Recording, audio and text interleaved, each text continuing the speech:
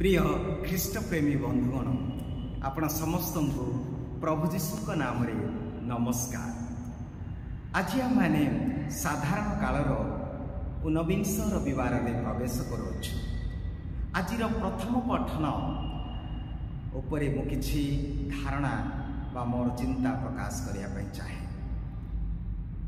2009 मसीहार कथा जेतेबेले मु रोम रे अध्ययन करुथिली, मोर यूनिवर्सिटी को जीवा समय यात्रा करुथाए फोन टी आसिला। शुणिले दुखर खबर, मोर जड़े अति प्रिय बंधुंकर मृत्युर खबर। मु बहुत अस्थिर हेली, विचलित हेली। आउ से बंधु को पचारिबार से कहले बर्तमान मु व्यस्त अच्छा बहुत किसी जानी ना। अन्य बंधु मान को मु फोन करिया को लागिली। जड़े बंधु को मुझे फोन कली से कहले मु वर्तमान मोर ऑफिस को जाऊँगी, रास्ता रे अच्छी बाइक चलाऊँगी, आउ समय ना पर मु गला पर मु कहली। तापर मु रही पारलिनी। आउ जड़े बंधु को मु फोन कली, आउ से कहले बंधु मु वर्तमान ट्रेन रे यात्रा करुच्ची, आउ केते स्पष्ट भाव शुभुनी, मु पहुँचला पर मु आपन को करिवि। तापर मु भाबिली कौन करिवि। मुझे भावुए मु भाविली जे जीवन एक यात्रा, जीवन एक यात्रा, जो यात्रा रे ए दुख कष्ट आनंद सुख मध्य अच्छी। आज प्रथम पठन उपरे मु आपण मानकर चिंता को ध्यान देवाई चाहे। प्रथम पठन आम शुणिया पाऊँ एलिजा नामक जड़े महान प्रभुंकर व्यक्ति, जड़े भाववादी, जड़े प्रवक्ता, जहाँ को प्रभु डाकिले। आमे जानू से तांको द्वारा प्रभु अनेक आश्चर्य कर्म कले।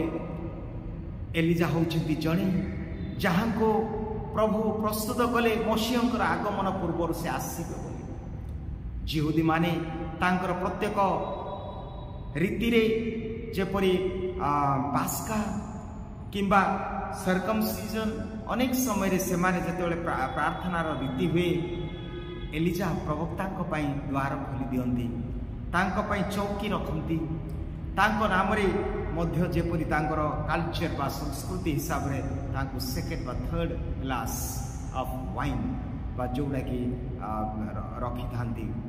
कारण से जने महान प्रवक्ता, जहाँकर वाक्य रे जे दुर्भिक्ष समय से जारा क्षेत्र से विधवा मांकर मृत्यु, मांकर एकमात्र संतानर मृत्यु तांको जीवन देइथिले। ये होचंती से प्रवक्ता एलिजा जे प्रार्थना करते आकाश रुद्ध हैला। 3 वर्ष 6 मास पर्यंत वर्षा हैला नहीं। ये होचंती से एलिजा जे नाबोत पाई लड़ाई करथिले। जेतेबेले राजा आहाब तांकर उद्यान क्षेत्रटी नेबाकू बसिले, से समय प्रभु तांको प्रेरण कले एवं से अन्याय विषय रे न्याय सपक्ष से लड़िले, अन्याय विरुद्ध एलिजा। आमे जानू जेतेबेले से सत्य ईश्वर को साक्ष्य देले, से कार्मेल पर्वत रे बाल भाववादी मान को संहार कले। आ सत्य यावे एकमात्र ईश्वर को किपरि से प्रार्थना करते आमे जानू। जदि प्रथम राजावली 17 अध्याय 18 अध्याय 19 पढ़ा, से एलिजांकर यही सब महान घटना गुड़ाक वर्णना करा जायछि। जेउठी से कार्मेल पर्वत रे से सत्य एकमात्र ईश्वर को से प्रमाण कले। ईश्वर अग्नि द्वारा से नैवेद्य ग्रहण करथिले। एते महान व्यक्ति, एते प्रार्थनाशील व्यक्ति, एते ईश्वर द्वारा अनेक आश्चर्य करिया व्यक्ति, दिनकर घटना जेतेबेले जिजेबेल तांको प्राण को विनाश करिया से चाहिए, आउ से समय से दौड़ी जाइछंती। से निज जीवन को बंचाया पलायन करुछंती, निराश हताश। ये होची तांकर यात्रा। एलिजांकर जीवनर यात्रा हैला एहा। एई यात्रा थिला एक क्रांतिकर यात्रा। एई यात्रा थिला एक नैराश्यर यात्रा। এই যাত্রা ଥିଲା ଏକ ଭୟ ଏବଂ ଆଶଙ୍କାର ଯାତ୍ରା। ସେତେବେଳେ ସେ ଦୌଡ଼ି ଯାଉଛନ୍ତି ହତାଶ ନିରାଶା ହୃଦୟରେ ଦୁଃଖ ଭରି, ଆଉ ସେଇ ବିର୍ସାବାର ମରୁଭୂମିରେ ଯାତ୍ରା କରିବା ସମୟରେ କ୍ଳାନ୍ତ ହେଲେ। ଆଉ ଗୋଟିଏ ବୃକ୍ଷ ମୂଳରେ ସେ ବସିଲେ, ସେ ଶୋଇପଡ଼ିଲେ। ଏହିସବୁ କଥା ଚିନ୍ତା କରି ସେ ଯେତେବେଳେ ଶୟନ କରିଛନ୍ତି, ପ୍ରଭୁଙ୍କର ଦୂତ ଆସିଲେ। ପ୍ରଭୁଙ୍କର ଦୂତ ଆସି କହିଲେ, ଉଠ ଏଲିଜା, ଉଠ, ଭୋଜନ କର। ଆଉ ସେ ଉଠିଲେ, ଆଉ ଦେଖିଲେ ତାଙ୍କର ମୁଣ୍ଡ ପାଖରେ ଜଳ ଏବଂ ରୋଟି ଅଛି। ତାପରେ ସେ ଭକ୍ଷଣ କଲେ ତାହା। ସେ ଭୋଜନ କଲା ପରେ ପୁଣି ଥରେ ଶୋଇଲେ। ତାପରେ ପ୍ରଭୁଙ୍କର ଦୂତ ପୁଣି ଆସିଲେ, କହିଲେ, ଏଲିଜା ଉଠ, ତୁମକୁ ଅନେକ ଯାତ୍ରା କରିବାକୁ ପଡ଼ିବ, ଅନେକ ଦୂର ତୁମକୁ ହରେବ ଯିବାକୁ ପଡ଼ିବ, ହରେବ ପର୍ବତକୁ 40 ଦିନ 40 ରାତ୍ରି ତୁମକୁ ଯିବାକୁ ପଡ଼ିବ। ଉଠ, ଏଇ ଖାଦ୍ୟ ଖାଅ, ଏଇ ରୋଟି ଖାଅ। ସେ ଉଠିଲେ, ଭୋଜନ କଲେ ଏବଂ ତାଙ୍କର ଯାତ୍ରା ପୁଣି ଆରମ୍ଭ କଲେ ସେହି ହରେବ ପର୍ବତକୁ, ଯେଉଁଠି ପ୍ରଭୁଙ୍କର ଉପସ୍ଥିତି, ଯେଉଁଠି ପ୍ରଭୁ ସେ ହେଉଛି ସେହି ସିନାଇ ପର୍ବତ, ଯେଉଁଠି ପ୍ରଭୁ ମୋସେସକୁ ସେଇ ଆଜ୍ଞା ଦେଇଥିଲେ। ଅର୍ଥାତ୍ ସେଇ ହରେବ ପର୍ବତ ହେଉଛି ଈଶ୍ୱରଙ୍କର ଉପସ୍ଥିତିର ଚିହ୍ନ। ଆଉ ସେଇ ସ୍ଥାନକୁ ସେ ଗଲେ। ଆଉ ପ୍ରଭୁ ସେଇ ଗୁହାରେ ସେ ନିଜର ପ୍ରାଣ କହୁଛନ୍ତି, ପ୍ରଭୁ ଏଇ ପ୍ରାଣ ନେଇଯାଅ। ସେ ଜଣେ ଉଚ୍ଚକୀ ବ୍ୟକ୍ତି ଥିଲେ, କିନ୍ତୁ ବର୍ତ୍ତମାନ ସେ ନିରାଶାରେ ଭାଙ୍ଗି ପଡ଼ୁଛନ୍ତି, ସେ ହତାଶ ହେଉଛନ୍ତି। ଆଉ ସେ କହୁଛନ୍ତି, ବାବୁ ବଞ୍ଚିବାର କିଛି ଅର୍ଥ ନାହିଁ, ନେଇଯାଅ ପ୍ରଭୁ, ମୋତେ ମାରିଦିଅ। ସେହି ସମୟରେ ତାପରେ ପ୍ରଭୁ ତାଙ୍କୁ ଡାକିଲେ। ସେ ଗୁହାରୁ ବାହାରକୁ ଆସନ୍ତି। ଝଡ଼ ତୋଫାନ ହେଲା, କିନ୍ତୁ ପ୍ରଭୁ ସେଇ ଝଡ଼ ତୋଫାନରେ ନଥିଲେ। ପୁଣି ତାପରେ ପରେ ବିଭିନ୍ନ ଭାବରେ ଲାଇଟନିଂ, ଥାଣ୍ଡରିଂ ଏସବୁ ହେଲା, ଭୂମିକମ୍ପ ହେଲା। ପ୍ରଭୁ ସେଥିରେ ନଥିଲେ, କିନ୍ତୁ ସେ ସେଇ କ୍ଷୀଣ ସ୍ୱରରେ, ସେହି ଶାନ୍ତ କ୍ଷୀଣ ସ୍ୱରରେ ସେ ପ୍ରଭୁ ତାଙ୍କୁ କହିଲେ।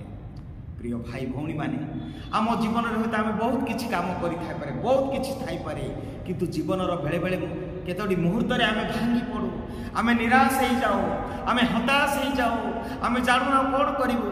ବେଳେବେଳେ ଆତ୍ମହତ୍ୟା କରିବା ପାଇଁ, ଯେତେବେଳେ ଘରୁ ପଳାୟନ କରିବା ପାଇଁ ଇଚ୍ଛା ହୁଏ। କିନ୍ତୁ ମନେ ରଖନ୍ତୁ, ଏହି ସମୟରେ ପ୍ରଭୁ ଆମକୁ ଛାଡ଼ନ୍ତି ନାହିଁ। ଯେପରି ଦୂତକୁ ପଠେଇଲେ, ସେହିପରି ହୁଏତ ଆମେ ଆଜି ଜଣେ ଅନ୍ୟ ଜଣ ପାଇଁ ଏହି ପ୍ରକାର ପରିସ୍ଥିତିରେ ଆମେ ଦୂତ ସାଜିବା। ଯେତେବେଳେ ଜଣେ ଭାଙ୍ଗି ପଡ଼ିଛି, ନିରାଶ ହେଇଛି, ହତାଶ ହେଇଛି, ଅନେକ ଦୁଃଖରେ ଡୁବି ରହିଛି, ଆମେ କ'ଣ ଜଣେ ଜଣେ ଦୂତ ହୋଇଯାଇପାରିବା କି? ଆମେ କ'ଣ ସାନ୍ତ୍ୱନା ଦେଇପାରିବା କି? ମନେ ପଡ଼େ ଜଣେ ମାଆଙ୍କର ବିଷୟ। ବହୁତ ଧନଶାଳୀ ସେହି ପରିବାର ଥିଲେ। ତାଙ୍କର ସ୍ୱାମୀର ବିୟୋଗରେ ସେ ଭାଙ୍ଗି ପଡ଼ିଲେ। ତା ପୂର୍ବରୁ ଯେତେବେଳେ ସେ ରୋଗରେ ପଡ଼ିଲେ, ତାଙ୍କର ପୁଅ ମଧ୍ୟ ଜଣେ ମରିଗଲା। ଆଉ ଗୋଟେ ଛୋଟ ଶିଶୁ ଥାଏ। ସ୍ୱାମୀକୁ ବହୁତ ଅନ୍ୟ ବାକି ମାଗି ସେଇ ସ୍ୱାମୀର ସେ ଚିକିତ୍ସା କଲେ।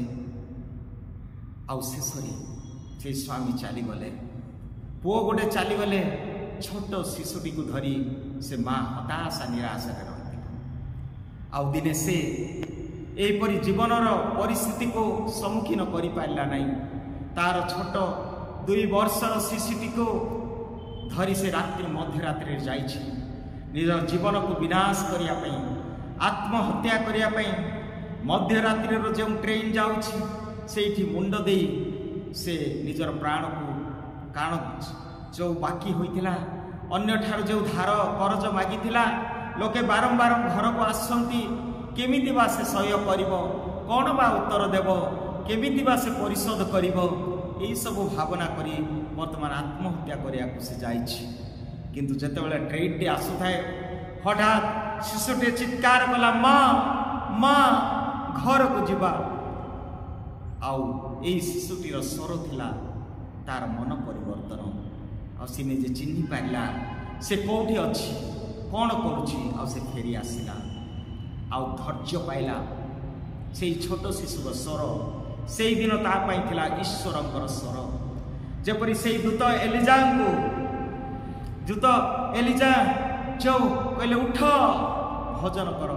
प्रिय भाई भाई माने आज आम कौटी शोई पड़ीछु कौटी निद्रागत अच्छु कौटी आम आज भाराग्रस्त अच्छु कौटू आम उठी पारुना आज आसतु भोजन करवा जो दूत रोटी आनिले ताहा होची आमर दिव्य प्रसाद जो दूत रोटी आनिले से आता होची संस्कार आमे कौन ये संस्कार ये दिव्य प्रसाद ये रोटी जोड़ी जीशु उपस्थित अच्छी भोजन करने लालायित कि ये दुखद समय कष्ट समय आज आम प्रभु पाखक जापारूँ प्रभु आज सुसमाचार कहती मुझे स्वर्गीय जीवंत रोटी जे मोटे भोजन करे से केबे मृत्युवरण करिवे नाही जे मोटे विश्वास करिवो से केबे मृत्युवरण करिवा नाही मुझे जीवनदायक आहार मुझे जीवंत स्वर्गीय रोटी बारंबार जीशु आज कहते हाँ प्रिय भाई भौणी माने आमे प्रत्येक मनुष्य शरीर मन एवं आत्मा रे आमे गठित शरीर खाद्य जदि गोटे ओली आमे खाइबा नहीं आमे भांगी पड़ुछु आमे भकिला हो जाउछु तेणु शरीर पाई प्रति समय आमे खाद्य लोड़ुछु ठीक सेहीपरि मनर शरीर खाद्य जेपरि आमर ये भौतिक खाद्य जहाँ आम प्रतिदिन ग्रहण करुछु मन अच्छे आमर मनर खाद्य कौन आम पाठ पढ़ुछु ज्ञान अर्जन करुछु ये जदि खाद्य आम खाइबा नहीं तेबे आमे कौन हो जिबा आमको मूर्ख बोली कहिबे जगत रे था आम किसी ज्ञान आम पाई पारिबा नहीं तेणु प्रभु आमको इंटेलेक्ट देले मन देले जार खाद्य है ज्ञान आउ गोटे खाद्य आम पाई पारुना ताला आत्मार खाद्य आज जेहेतु आत्मार खाद्य अभाव तेणु आम मध्य चिड़चिड़ा राग क्रोध कोप आउगुड़ाक आज द्वितीय पठन में साधु पाउल कहती जीशु को अनुसरण कर जीशुंकर कौन अनुसरण करवा तांकर दया तांकर प्रेम तांकर धैर्य तांकर परोपकारिता आउ यही सब खाद्य एटा जीशु को अनुसरण कर कहते आज आम अनेक अनेक प्रकार खाद्य खाऊ जमती जंक खाद्य फास्ट फूड आम खाऊ जाऊँ किंतु सेटा केवल रोग आणुचे जोटा साधु पाउल कहे से रोग गुड़ी से कोप क्रोध आउ राग तिक्तता अशांति गंडगोल यही सब होची से जंक फूड यही जंक फूड आमको यही प्रकार करुच्ची केवल आत्मा को नष्ट करुच्ची तेणु प्रभु कहते जीशुंकर खाद्य आज तीनोटी खाद्य ये आत्मा आम अच्छी यही आत्मा आज यही खाद्य पाई पारु नहीं तेणु आज भोकिला आज राग आज क्रोध आज यही प्रकार भाव अशांति आसूची आम परिवार आम जीवन में प्रिय भाई भौणी माने से तीनोटी खाद्य आज आत्मार खाद्य है गोटे है विश्वास विश्वास द्वितीय है प्रभुंकर वचन पठन आम शुणा वाक्य शुणा उठ भजन कर जिसाय 55 अध्याय से कहती का 1 2 3 पद जदि पढ़ा कहीं जहाँ तुमको तृप्ति कर देव ना जहाँ तुम आत्मा को परितृप्त कर कहीं से खाद्यपाई तुम्हें अजथा समय नष्ट करुच आस मो कथा शुण मोर खाद्य भोजन कर मो कथा शुण अर्थात वाक्य आ तुम्हें जीवन पाइब आज यही खाद्य हूँ वचन बाइबल पठन वाक्य जदि न पढ़ा आत्मा तृप्ति हेब ना विश्वास जदि न करवा आत्मा तृप्त हेब ना प्रार्थना जदि न करवा प्रार्थना विश्वास वाक्य एवं संस्कार जोटा एलिजा को प्रभु कहते उठ भोजन कर रोटी जोड़ी जीशु कहले मु जीवंत रोटी से रोटी से दिव्य प्रसाद को आम जिते ग्रहण करवा प्रभु आमर से आत्मा को परितृप्त करेंगे अतएव आसतु आसतु आम से जीशु जी जीवंत रोटी पाखक जावा वचन शुणा विश्वास करिया तेबे आज से आम को प्रॉमिस करछथि तुम्हें अनंत जीवन पाइब तुम्हें मरिब नाही चिरंजीवी हेब एवं तुम्हें माने प्रभु सहित सहभागिता हेब मोर खाद्य निय आस यही संस्कार को यही दिव्य प्रसाद को यही यज्ञ को ये अच्छी बल ये अच्छी शक्ति ये अच्छी धैर्य ये अच्छी दया आम सब बेले से आत्मा को परितृप्त करने लालायित प्रभु आम समस्त को आशीर्वाद कर।